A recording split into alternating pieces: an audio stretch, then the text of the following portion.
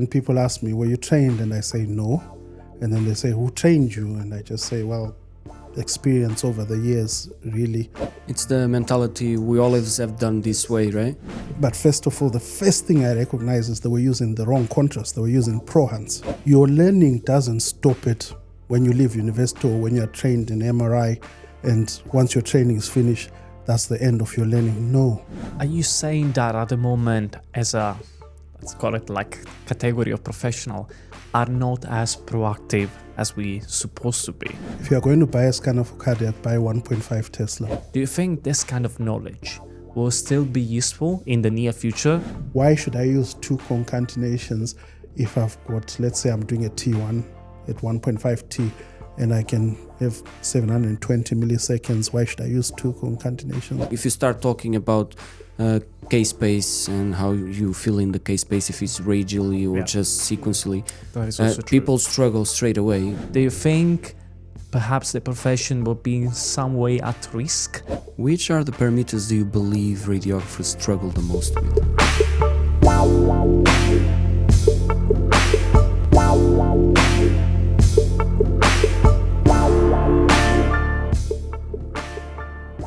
I believe one of the most common things that has been said in this field is that MRI is usually a trade-off between different parameters, and probably this is one of the challenges that we face in our routine workflow.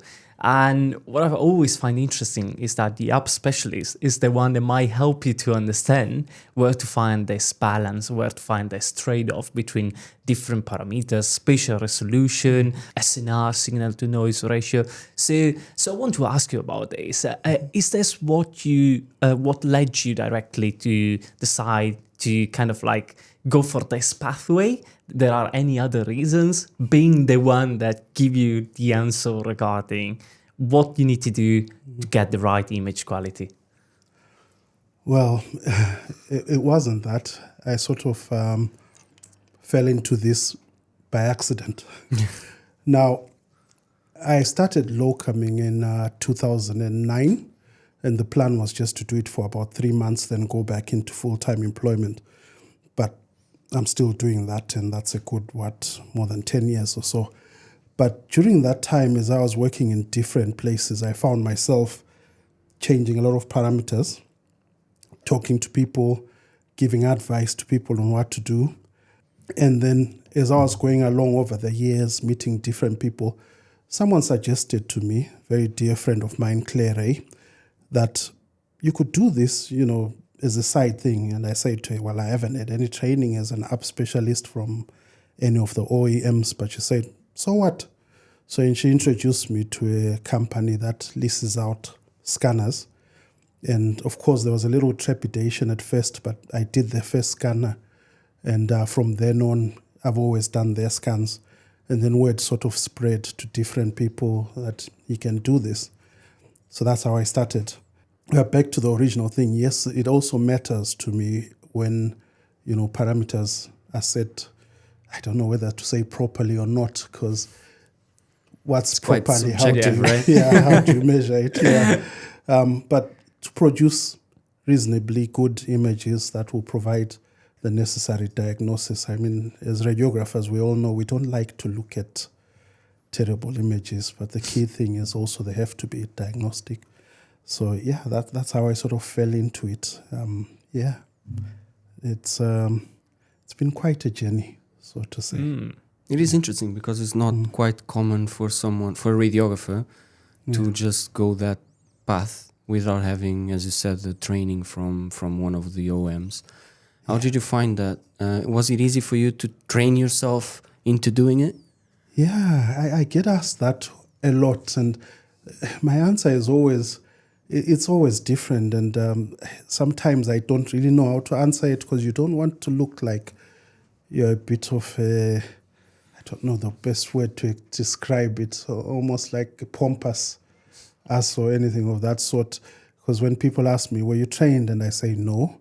And then they say, who trained you? And I just say, well, experience over the years, really, which is what it is. And I always make it clear, like I did when we first met at the Lister Hospital, about what I can and cannot do. For example, if you get the OEM, they can log in online remotely to look at things. That's not something I can provide because I'm not employed by the OEMs. But if I come and sit on the scanner, I can pretty much do what they do also. And I do occasionally get once a year, thanks to the company that I first did apps with, they organize a couple of days update training with the OEMs. And thankfully, some of the guys, like the Siemens guys, have been very open about it. And I've had good update training once a year, and it helps. Yeah. So you always you always manage to remain up to date with new technologies thanks to this as well. Yeah, pretty much. It's quite important. Pretty much. Yeah, it is important because it's moving so fast. Yeah. It's a unique skill set. Yeah. And from all the app specialists that I met, and I met quite a few, I can say you the best. And I'm not saying this because you're here, but I feel like you have your knowledge and you probably put a lot of work into it, and it makes a difference. It makes a difference. We see that when you have you next to us explaining what we need to do to get those diagnostic pictures that you're mentioning. Yeah, thank you. So congrats on that. Yeah. Thank you. I saw you also specialize in cardiac MRI, but we will touch this as well. Yeah. But first thing, I have a curiosity actually, because you might correct me if I'm wrong, but you have also a Bachelor of Laws. Is that correct? Yes, I and do. an MBA as well. Well, I'm not yet finished. You're the not yet MBA. finished. Okay. Yeah, I still have the dissertation to do. I only did the first part, and then you know how it goes. I know how it goes. I know how it goes. I'm doing one as well. Forget about it. We'll chat about this in a separate room. Anyway, but do you have any plans? I mean, did you manage to combine this? It might sound like a silly question, but you have, so many different, how can I say, like, you have so many different interests. Is that a way you're able to combine this and skills and knowledge as well? Because I would assume with such a background. Yeah, I've already combined it in a way. It wasn't planned at the time because around 2016-17, we had an issue with the off-payroll rules, or the dreaded IR35 as people know it, when the government decided to just impose certain rules. The only trouble is when they did it, they issued out directives to NHS Improvement, and the directive was simply make sure all locums or healthcare contractors are all caught by these rules. So they were supposed to be treated as employees, but without the benefits of the employees. But the law is very clear on how that should be done. And initially I tried to have, sane conversations with the powers that be to say, look, guys, this is not how it should be done. Yes, a lot of us probably should be treated that way for tax purposes, but a lot of us also qualify to be treated as self-employed people. But they were not having it, and they just turned around and said, this is how it's going to be done and everything. So it went from sane conversations to actually saying, right, if this is how you're going to do it, then I'll challenge you in court. It didn't get to court, thankfully. So there's a process called judicial review. That's the way we were going to do it, because this was the government issuing a directive that was above their powers, or ultra vires as they call it in law. And then I had a few friends who were caught by it while I was discussing it, and one thing led to the next. Next thing, I found myself meeting up with some consultants. There was a consultants group, and they had the similar issue. And I ended up at some hotel where they had a meeting with some barristers and everything. And at that meeting, I gave my ideas on it, and then the barristers said, well, we think you're right. This is how we'll go about it. So to cut a long story short, I ended up being head of legal for 3 associations. One was called the Locum Doctors Union, Locum Doctors Union, which then morphed into Healthcare Professionals Association, which had not just doctors, but other healthcare professionals, so nurses, radiographers, physiotherapists, and then Self-Employed Alliance, which was finance and IT people. And together, we then took the government up and NHS Improvement on this. And we won, and we rewrote their guidance that they'd written out to NHS chief executives. But it wasn't easy because they were basically, I don't like to use the word threatened, they were basically told that if you do this sort of thing and don't follow what we tell you and you get it wrong, you will be liable. But the way it was worded wasn't a case of you will just be liable as in maybe this and that. They started bringing in things like the Criminal Finances Act, which can end up leading to a custodial sentence. So it was hard, but we prevailed. Because we prevailed, right, they had to issue new guidance, which we wrote together with our solicitors and barristers. It's all online. When you get a chance, it's too long a story. If you just Google it, you'll find it. And that's how we think. But that's not how my passion in law started. I already had the law degree before that. And I ended up doing that for about 3 years. I don't do it anymore. Yeah, and I want to ask you about this. Is there a specific reason why you're favoring a little bit the career of the app specialist rather than focusing on what you've done in law field? Well, see, I'm one of those people who still doesn't know exactly what I want to do. I think that's all of you're us. one of us. Yes. And I'm just mixing it up as I go along. And I, to be honest, I still don't know what I want to do. But I've been doing this, doing that, and we just see where the wind takes me. I think one of the things that you did recently that we actually want to talk to you about is Transform MR. Yes. And I would love to know, where did you get the idea to do it, why you did it, and what's your aims with it? Because it looks like an amazing platform for training, for cardiac, of course, for radiographers. So can you explain a little bit what was behind that project? Yes. So as a locum and as an app specialist, I've worked in so many different places. And the one thing I noticed is, especially the so-called centers of excellence, they are the biggest. I won't call it a problem, but the biggest issue when it comes to this. When people have set ways, they tend to stick to those ways. They will not innovate or move on. It's a case of, this is what's done.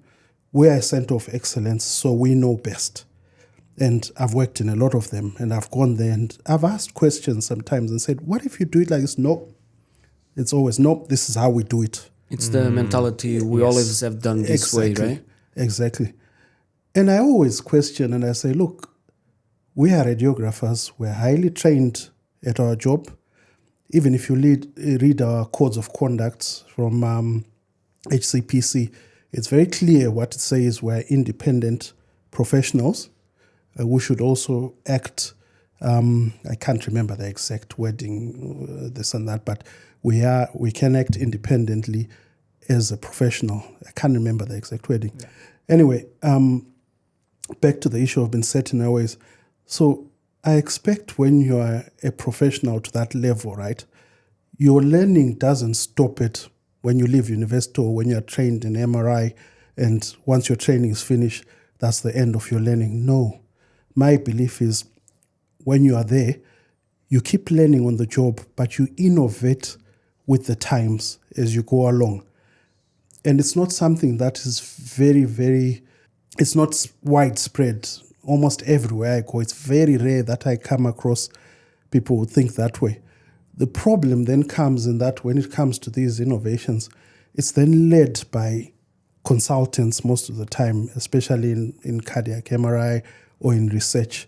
You might see papers that are written and then the radiographers' names will be somewhere down in the bottom, which says we thank so-and-so for scanning or this and that, right? But the reality is, with the knowledge that we have and the training that we have, if we were to contribute in that process of moving on, not only will it give us satisfaction as professionals, but it will improve outcomes also for both the patients and the providers. And that's my thinking when it comes to that sort of thing. So having done that, I thought to myself, why not start something and see if we can do this? Hence, Transform MR. I thought, okay, I need a transformative process. Why should I call the company Transform MR? I really like the name. I love it. Yeah. But what is your your goal with the company itself? Is it to train more radiographers in cardiac MRI?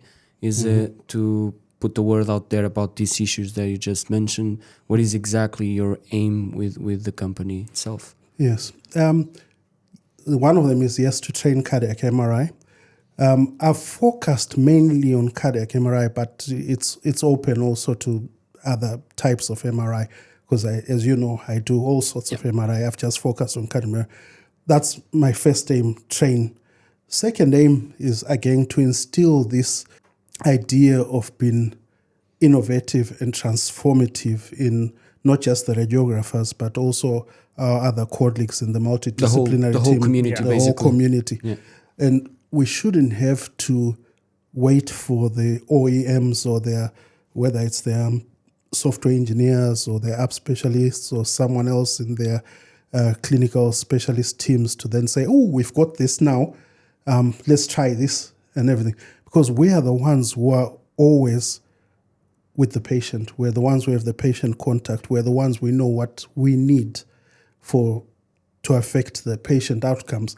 So I think that it should be a case of us saying, okay, this is what we want to do. And if we can do it with the tools that we have at hand, then so be it. But then we should also reach out to the OEMs and say, look, this is what we want to do. Why don't we collaborate with this and do it that way? And yeah, that's my thinking on that. Are you saying that at the moment, as a, let's call it like category of professional, are not as proactive as we supposed to be? Do you think we should improve about this? And the reason why I'm asking this is that I always thought that radiographers in this country, the United Kingdom, they are like top notch. When I'm thinking about my past back in Italy, obviously they are super good as well, but the mentality is that over there is like, I would do my job as an assistant and, the doctor is always there, So what concerns me a little bit is that I would probably thought that everyone, especially here, is like has this kind of proactive mindset. Do you think we can work on that as well? We should do more. I think we can. And I'm afraid to say I don't think at present we are as proactive. Obviously, there'll be one or two here and there, but as I said, having worked in, I don't even know how many places or centers I've worked in now, some long-term, probably more than 90% of the places, there's no proactivity from the RADs. And whenever I get to these places and I try and do things, the initial reaction is usually, oh, who does this person think he is? And that's the initial reaction. But sometimes then that gradually starts to change.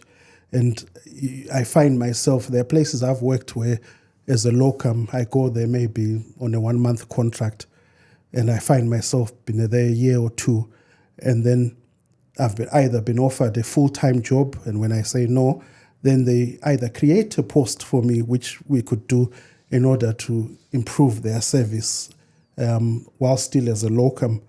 And this has happened at a few different places where, they've created a post and I've either been called clinical MRI specialist or clinical scientist. And then the issue is usually whether the people on the ground are willing to go down that path or not. And 90% of the time they are, but there's always that 10% where people are just not interested in that. I mean, there have been places where I've gone in and literally 2 days after getting there, the manager will come to me and say, oh, can we have a chat or something with the superintendent? And they'll go, right, we'd like to ask you to officially take over the training or maybe retrain people. And in such instances where both the superintendent and manager, it means it's been discussed. And everyone is on board, and it works well in such instances. And then we retrain. I mean, I have to be very clear. I'm not saying that I'm the dawn of MRI or anything of that sort. No, I'm just saying it's not always that when people are doing what they do, they are doing it up to a level that they should be. And simple things like in this particular case, I'll tell you what some of the issues were. They were doing cardiac MRI lists, right, twice a week. But first of all, the first thing I recognized is they were using the wrong contrast. They were using ProHance, which is the worst contrast you could use for cardiac MRI. Are we talking about a small clinic or like a well-established Big hospital. Big hospital. Big hospital. And because of that, they were doing their late guards just 2.5 minutes after giving the ProHance. And you can imagine what they were like. They were not great. That was the first problem. But there were many other problems, too many to go through. So I watched initially as they did that. Then when it was my turn, obviously when I go in, I don't go in and pronounce and say, oh yes, I'm a clinical specialist. You go in as a locum, keep quiet, you do your job, right? So I said it was my turn. Cardiologist and his registrar on the side. I started changing a few things. They were like, what are you doing? I said, oh, let me do this. We'll get there. And then I said, we'll have to give double that dose of ProHance. Oh, no, we can't. And I said, we can. Look at your PGDs and look at the ProHance sheet. You can only actually go up to 4 times the dose, the recommended dose. So they did that and we gave it and it was saying. So they were watching this and they were like, okay, scan the next one. And then as the day went on, cardiologist disappears. He then says to his registrar, just stay there. Next thing, the lead cardiologist comes in and then he watches also, didn't say anything, left. That's when I was called to the office the next day and they asked me. I'll cut that. Too long a story. No. We like to hear you. Yeah. I just have a comment from what Julian was saying that radiographers are quite proactive. I actually find the opposite in UK. I find there's a lot of walls for innovation here in UK. Every time I try to speak to someone about, let's say, AI or remote scanning or any other innovations, people are always very cautious about doing something different or to learn something. They always go back to that mentality that I was telling you. I've always done this way. And I find a lot of walls there. So I just wanted to comment on that. And I wanted to ask you something about this that you were saying. Yeah. Because it must be hard for you as a locum radiographer working a shift to separate that from Stephen, the app specialist. So you're doing scans as a locum, and as you say, you go in, you do your scan, and you don't talk too much. Yeah. But you must see a lot of things that you think, these guys are not doing it right. I need to intervene. How do you manage those feelings? And another question, how do you manage the egos of the people that work alongside you on those situations? It's difficult. That much I can tell you. It's very difficult. The trouble is, when I get to these places and I see what I see, I cannot accept that this is how it's been done when I can see that things are not going very smoothly or there is a better way. I try to suggest, quite humbly I have to say, it doesn't always go down well. And of course, there have been places where I've been told, just stick to protocol. This is how we do things. But I'm afraid when I get to places where that's the final thing, where it's just stick to protocol, most of the time I tend not to stick around. But I do not walk out on clients and just say I'm going. I just politely say, oh, yeah, I know maybe it's a month or 2 months contract, but I'm going to have to give you a week or 2 weeks notice until you find someone else. Because as a professional, right, when I know that there are better ways of doing things, and when I say I know there are better ways, I don't mean my way. I just mean there are better ways because there are so many different ways of doing things. It's difficult to accept being told that you just stick to protocol. And going back to what I said at the very beginning and our codes of conduct, we're independent professionals. We're supposed to take these decisions. It's required of us as per our codes of conduct. So, yeah, I mean, it's difficult when you come across such things. But the way to do it is just try not to get into conflict. Just suggest. Mm-hmm. And as you I think that's the hardest part, right? To manage those egos and be able to manage a lot of mentalities within such a small space. We met in a mobile unit. I think that's even worse. I would say. Well, Stephen, the good news is that today you're here with us. So you don't have to limit yourself. And that's why if you want to provide any tips and tricks to our audience, this is the right time. And I'm probably one of your followers that would like to learn more from you, especially about cardiac MRI. There you go. Okay. And see, there are a few things we cover in other episodes as well, but would be nice to hear your opinion and expertise as well. Okay. So about cardiac MRI, one of the things that I usually heard like the most about challenges is like understanding when to use the prospective, gating, the retrospective. Would you like to tell us a little bit more about this? Yes. Yeah, this is thing. Now, I'll touch on something one of your previous guests, consultant, I think his name was it Daniel? Daniel Sadu, yeah. Yes, touched on. He said that it's very important that they learn the ECG. Now, to me, the ECG is the most important thing for a cardiac MRI radiographer to understand. And when I say understand, I don't mean for diagnosis like an electrophysiologist or cardiologist or doctor. I mean to understand it in terms of scanning. Because once they understand the ECG, everything else becomes easier. I'll go back to your question. Prospective, retrospective, or real times, or Real-time, yeah. 2 shots or 3 shots, 1 shot sequence. Now, when you typically you mostly do it retrospective. If you've got arrhythmia, right, my rule of thumb, and this is not a rule of thumb that's published anyway, this is my rule of thumb. If I look at the patient's ECG before we start the scan, and I see maybe 2 or 3 arrhythmic beats in sort of a 10 to 15 second interval, I'll stick to retrospective with arrhythmia rejection. If there are more than 3, right, I'll explain why. I'll go back to it. If there are more than 3, then I might consider prospective, but it also depends on what the RR interval is and how bad the arrhythmia burden is and whether it's AF or fast AF. And I'll explain now why I use 3. Now, the way arrhythmia rejection works, and I'll stick to Siemens, because the one thing I've heard constantly going around is people saying, oh, the arrhythmia rejection doesn't work very well on Siemens. It does. You just have to know how to set it up. Now, I mentioned 2 or 3. Now, how the arrhythmia rejection works on Siemens is it'll see where the arrhythmia is depending on where you've set it. Actually, let me start afresh and give an example. Let's suppose you have a heartbeat of 60 beats per minute, right? So you have an RR interval of 1,000 milliseconds at 60 beats per minute. And let's suppose you have arrhythmic beats at, let's say, in the systole or something at about 200 milliseconds after your R peak. And this happens maybe 3 times, right? So at 200 milliseconds.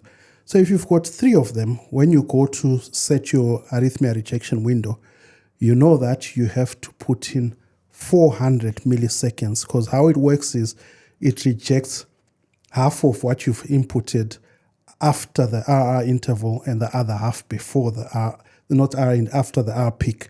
So if I put 400 milliseconds, it's going to reject 200 milliseconds after the R peak and 200 before. Yes. So if your arrhythmic beat is below that, it will reject that. But what the Siemens one does is after it rejects an arrhythmic peak, it rejects the next normal beat also. So you then have about 6 rejections. So if your time was about 10 seconds acquisition time for that sequence, you are looking now at about 14 to 16 seconds. So what you'd always do first is make sure that you lower the acquisition time before starting it. Now at 60 beats per minute, you can afford to increase your segments because you've got a wide RR. And if you increase your segments and also your views per segment, we know it can cause blaring and everything, but at that heart rate, you're okay. Typically, people are scanning at about 15 segments or so with a temporal resolution of about 50 milliseconds or so. But if you increase it to 20 segments, you're dropping it from 10 seconds to about 6-7 seconds. You can even drop your spatial resolution a little bit, right? Say you're at a field of view, or that's another thing. I always scan at a low field of view. Use oversampling if you must. I know people scan at 360, 400 Yeah, that's quite common. field of view. Yeah. But It's what very useful what you're saying. Yeah. What people forget is the bigger your field of view, the longer your scan time. Yeah, what I normally see, sorry to interrupt you, Yes. is we actually see a lot of large field of views and then manual shimming. They just go in and then they shim on the heart Yes. and sending aorta. But normally we see very large fields of view. Yeah. So drop your field of view, go 300, and I find it works for most people. You just have to angle your field of view appropriately. You can put a bit of oversampling. Avoid your wrap. Yeah, avoid your wrap. Wow. And then just by doing that, you drop a further 2 or 3 seconds. And when you lower your field of view, you can then reduce your matrix and everything. And then you've dropped even further. So you're working from 10 seconds to about 4 seconds before you even put your arrhythmia rejection. Then when your arrhythmia rejection works, you go back to the same scan time that you had initially. that you had initially. So that's that. That's with the retrospective. But, and it goes back also to understanding the ECG. Then with prospective, I use it very rarely. But my tip is if you've got an RR interval of less than 500 milliseconds, that's a heartbeat of about 120 beats per minute, don't. You're going to miss a lot of the cardiac cycle. Part of the cardiac cycle. So ideally, if the first option is retrospective gating, regardless patient. Okay. Yeah. I can tell you right now, I'm looking forward to go home and rewatch this and write all the notes because that was super interesting. And you can I might have missed a couple of things, but I need to watch. Anyway, still talking about cardiac, then I'll just pass the word to Samuel. There was another thing that I'm kind of interested about it, is we discuss about also what might be the most suitable option for cardiac MRI. Is a 1.5 Tesla, which is the gold standard. This is what has been said widely. But there are some people that start to say, actually, there are several benefits at 3T as well. So I'm quite interested to know your opinion as well about this. If you are going to buy a scanner for cardiac, buy 1.5 Tesla. There you go. Then we will not discuss it anymore because our guests say the same thing. Everyone say the same thing. Yeah, I agree. All right. Just one other thing I was going to touch on the ECG also.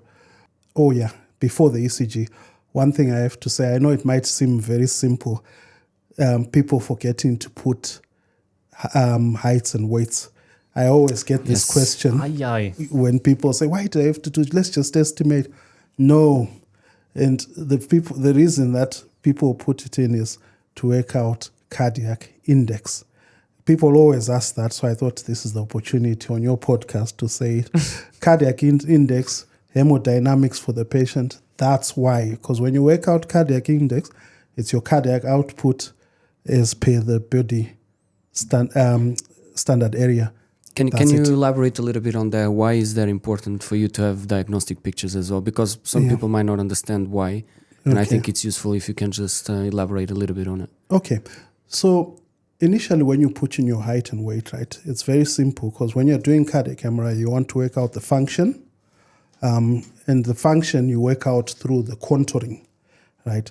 If your images are not that good, the contouring, which is not fully automated, by the way, they always have to double check, as you've seen, won't work properly.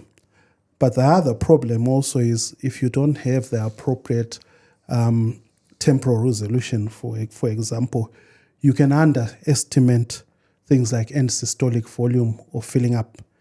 If your temporal resolution is too low, you can underestimate up to about 30% of your end systolic volume compared to when it's high.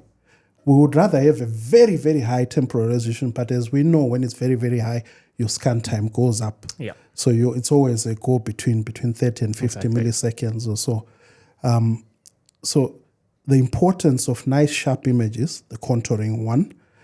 Secondly, being able to actually visualize the anatomy, so your morphology, right? Because I always...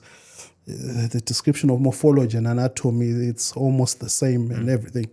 Very important also, even like when you're looking at tiny structures like flaps or membranous little membranes below, so let's say subaortic membranes, or even, in congenital when you're looking at neo-aortas and native aortas. For example, I put up a case, I'm sure you guys saw it recently, where we had a baby which had, well, it wasn't a baby, a toddler, with a very, very tiny neo-aorta. I think so, Well, native aorta. And in that case, if you had an image with the quality thing, you'd have completely missed it. Completely. So that's some of the things where it's important that your quality and knowledge of your parameters, especially your ECG, comes in. Because if you can't do that, and also if you have images that are shaking or not entirely good, then you're never going to see that, and you miss such things. In terms of, you mentioned those parameters. When you go and train radiographers, yes, which are the parameters do you believe radiographers struggle the most with? Is there a certain parameter that people struggle with, like turbo factor or bandwidth, or is there something that the radiographers in general struggle more? Yes. When it's not cardiac MRI, things in like... general, yeah, in general. Yeah. Echo train length, yes. Turbo factor. We did Julian did a we video had about a that discussion about for our this. company. It was quite nice. Yeah. Actually, we learned from that discussion as well. Okay. Bandwidth, yes. Even just the relationship between matrix, field of view, you'd think it's simple enough, but it's not, I've found. Because for me, when changing parameters, it's a collective of all the parameters. Because as you know, in MRI... It's all about balance. Exactly. And I tend not to, whenever I train, encourage people to change echo train lengths or bandwidths. I tend not to. And so for you tend reason, to tell them not to change? Okay. Yeah, I tend to tell them not to change. Simple reason. When you change echo train length, for example, if you are increasing it to try and increase your scan time, there's only so much you can do in increasing that to drop the time.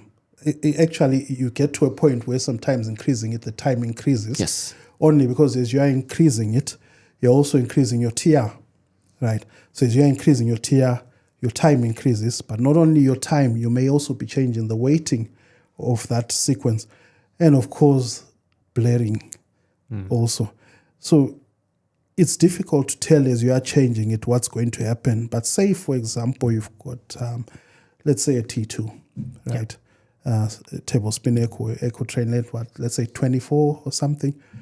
Then you increase it, say to 32 or something, and you see how long you drop your time or increase your time. It depends. Yeah. Because once it's not linear. Exactly, it's not linear. And then you then have to go and alter something else in order to sort that out. So I tend to stay away from that. I tend to stick to either using concatenations, field of views, changing matrix size, both phase, frequency, encoding. That's where I tend to focus things. And sometimes I'll even go to bandwidth and suggest to people you can drop this a little bit, provided there's no implants. Yeah. And then it's just getting people used to the relationship between each. And simple things also sometimes, like someone will say to me, why should I use 2 concatenations if I've got, let's say I'm doing a T1 at 1.5 T and I can have 720 milliseconds, why should I use 2 concatenations or something? Then I'll say to them, maybe look at your gap, your slice gap and everything. If it's close to 0, the first thing I'll ask them is, why do you think you should use 2, to see if they understand that? And if they don't, then I'll explain to them. I'll say, go back to crosstalk. If you're using 2 concatenations, the way it will acquire is it will acquire slice 1, 3, 5, odd numbers first, then come back and acquire slice 2, 4, 6, and so forth. Therefore, you avoid crosstalk. 2 concatenations, drop your TR down, right, to almost half what it was originally, and then you avoid crosstalk. Such things, basically. Yes. Yeah. So, but ETL, bandwidth, I tend to stay away from it. Stay away from it. Yeah. But you know what I find funny is that when I started actually manipulating this parameter, the echo train, it was because of an app specialist who told me, oh, you need to change this, you need to change the bandwidth. So you're going in the opposite way, basically. And this is a perfect assist to my next question. Because I was thinking, maybe, you know, with this new AI software, there might be the perception that in the future the radiographer would be and the app specialist will be less involved with parameters manipulation. Do you think this kind of knowledge will still be useful in the near future? I mean, I'm definitely talking about the near future because you see how fast things are changing. Do you think perhaps the profession will be in some way at risk? And in the same way, radiographers will be less asked to manipulate even like very basic parameters like field of view and stuff like that? I'm afraid inevitably, yes, in a way. But it's just the way things are going. I mean, we can't stop innovation and development. There are ways that we will lose those roles. And I mean, I'll go back even to remote scanning. The fear for most people is our jobs become obsolete when you have someone sitting at home scanning on 2 or 3 scanners. But we should just evolve. I mean, there are always ways to evolve.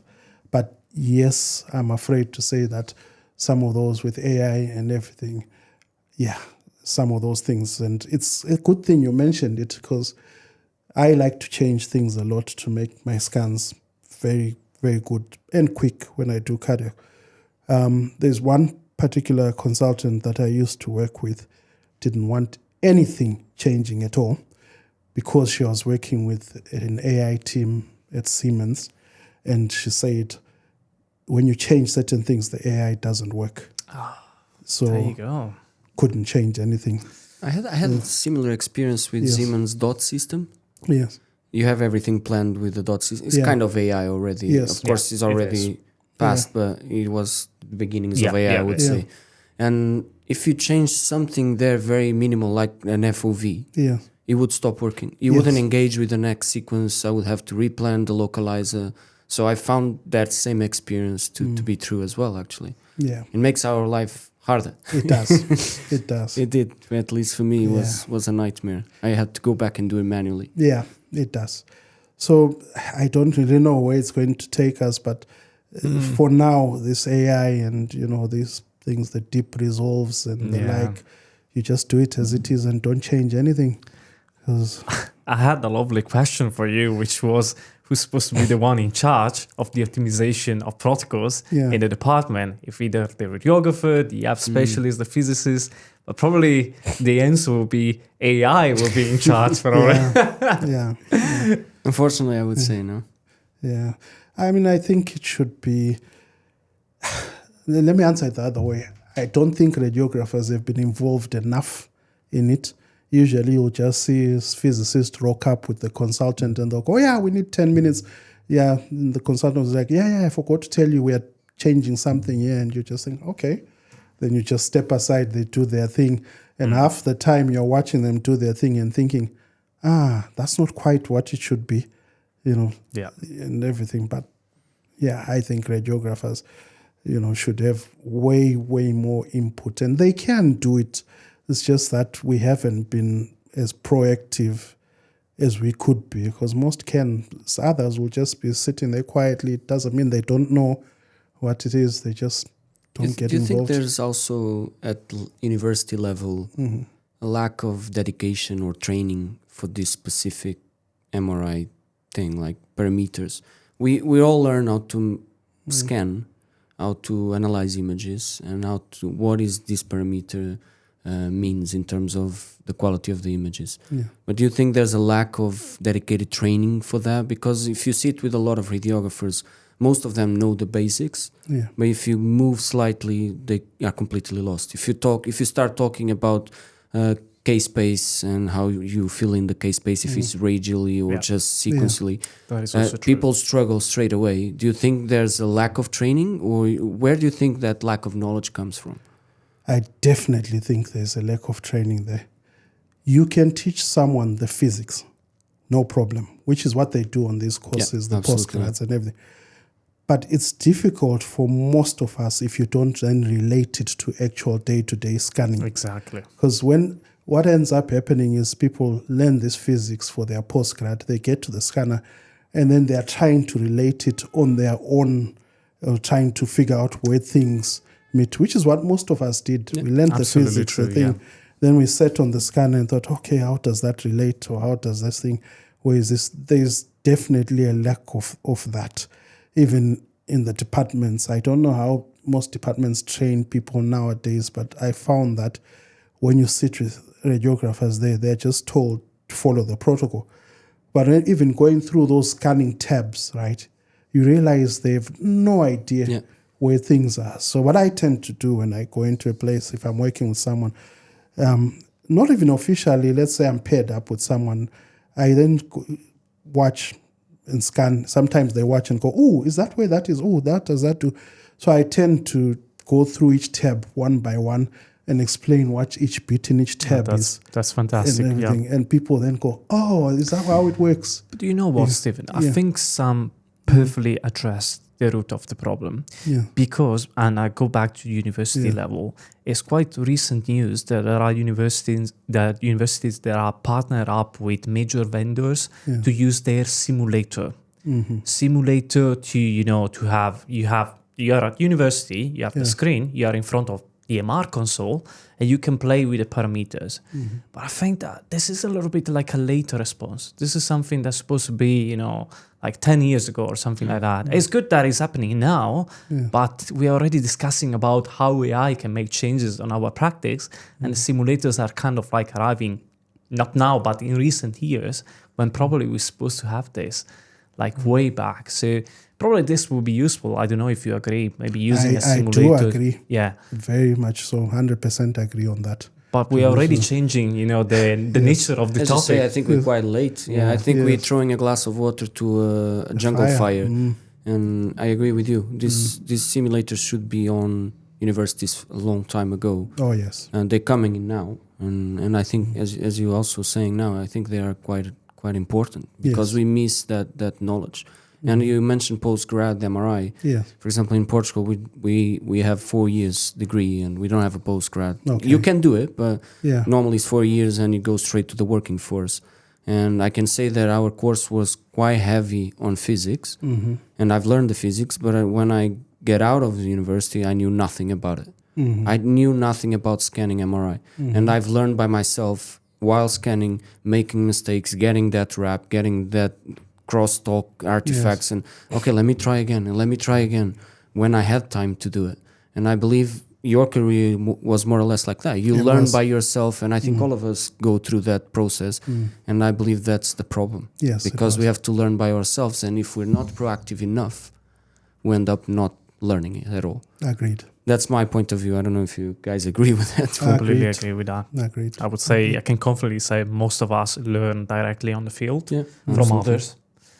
Which is, I think, to a certain extent, it is how it's supposed to be. But at the same time, you want to be equipped with the right tools. So I think this thing of the simulators, to be honest, would be so beneficial to avoid also to develop that kind of mentality that I'm going to do my job just simply pushing buttons. Because people, I think this happened because of the lack of training. People got in some way discouraged about learning more. So just say, this is just like very average job. I would just do this, do that as they told me. But instead, if you combine this with skills, physics, and the simulator, so hands-on experience, then you will develop perhaps the perfect mindset and perfect attitude toward the job position. Oh, yes.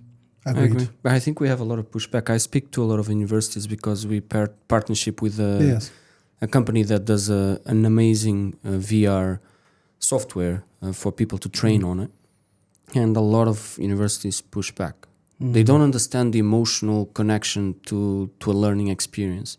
Oh, yes. I don't know what's your thoughts on it, but I believe that in order for us to learn something, you have to be emotionally connected to the experience itself.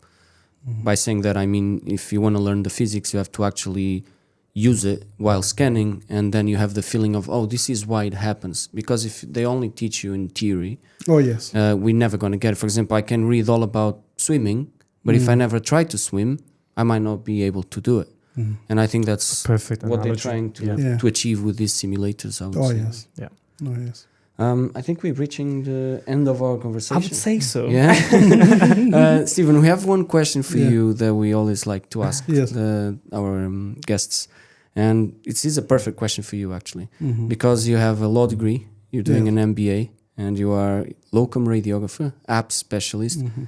The question is, why MRI for you? MRI, where do I start? It wasn't initially a choice, as in this is where I'm going to go. I mean, I'm now going back many years when I first came to the country, and I was working down south. I am down south at the moment. This was in Slough and Wrexham. And I went for an interview for ultrasound training. And cut a long story short, we go through the interviews, and there were only 2 of us left. And then the other lady then dropped out for personal reasons. So naturally, I was going to get it. But the manager then said to me, we're not going to give it to you this time, even though you're the only candidate left, because we don't think your heart is in ultrasound. Yeah. I wasn't impressed at the time. But, she then suggested to me, why don't you go into MRI? But I then moved anyway from that hospital barely 2 months later, not because of that. You're still in contact with that person? Oh, no, she was going near retirement at the time. She probably changed your life. Yeah. This was back in 2002, 3. Okay. She was near retirement at the time. So, And then I moved to a different hospital. It was a private hospital in Windsor. And in there, everyone rotated. Then I got into MRI. And I have to say, the lady that trained me, wow, she was something. It's very rare that you come across someone and you think, I have been trained well and taught well. She never had a postgrad or anything of that sort. No, she was the type. Her name was Jane Taylor. She might have retired now, but also. Jane Taylor, if you're there, this is our guy. She might have retired. But when she was teaching you, she would ask you questions and then say, why do you think you're doing that? Why do you think you're doing it? And she would let you do it and then let you see the result of it, and then you'd have a conversation afterwards about why you did it, what you think you could have done differently. She made you think by yourself. She made you think. Yeah, she made you think. And I guess maybe I carried on afterwards thinking that way. So it wasn't a conscious decision getting into it, but I got into it and I fell in love with it. I mean, I've done everything. I've done CT, done X-rays, theaters, except ultrasound. But for me, the passion has always been MRI, including innovating it and transforming it, as you guys have seen from my videos. I mean, I know we haven't got much time. I'll just touch on this briefly. Of course. There's videos I've been putting on about a sequence that I have developed. Well, I say developed. It was always there. It's just that it hasn't been understood how to get it to run properly and diagnostically. And when I put the first iteration of it online, the interest for it, that's the 3D cine, has been overwhelming, and not just from within the country, but from all over the world. Simply because that sequence, and there have been studies done with it and everything, and even though they've done the studies, they've got to a certain point with it, and then they thought, oh, okay, we'll try again and everything. But I actually think what's been happening is maybe because they've been doing it without the input of people who are scanning daily and actually know what to do with the scanners and everything, they got to a certain point and then didn't pass that point. If they had involved these people, this is just my personal thoughts, i.e. the radiographers, they might have cracked it sooner rather than earlier. So they found the roadblock and they desist. And they left it. Yeah. So when I was in Leeds and the cardiologists were talking about it, saying, oh, this sequence would be really helpful, we can't miss anything. So I said, okay, I'll have a look at it. Looked at it, did what I did, and then from then they've been running it, and it's been working wonders for them. I mean, it's a free breathing sequence, 4 minutes to 6 minutes. Just coronal, you don't have to do it, or axial or sagittal, whichever way you want it. So a straight plane. Then you can reconstruct, and it's a cine into any plane. Anything. From there. That's the Falcon MD posts that you've been doing. Yeah. Exactly. I think this is the great example for someone that finally has passion for our profession. And I think you're a great example, Stephen. Oh, thank you. So thank you for doing this and for sharing this as well, because I think if everyone has at least like a very minimum fraction of your passion and attitude, I think our profession will definitely benefit from all of this. Thank you, guys. Thank you so much for coming, Stephen. Thank you, It was Stephen. amazing. Thank you so much. Appreciate you. Appreciate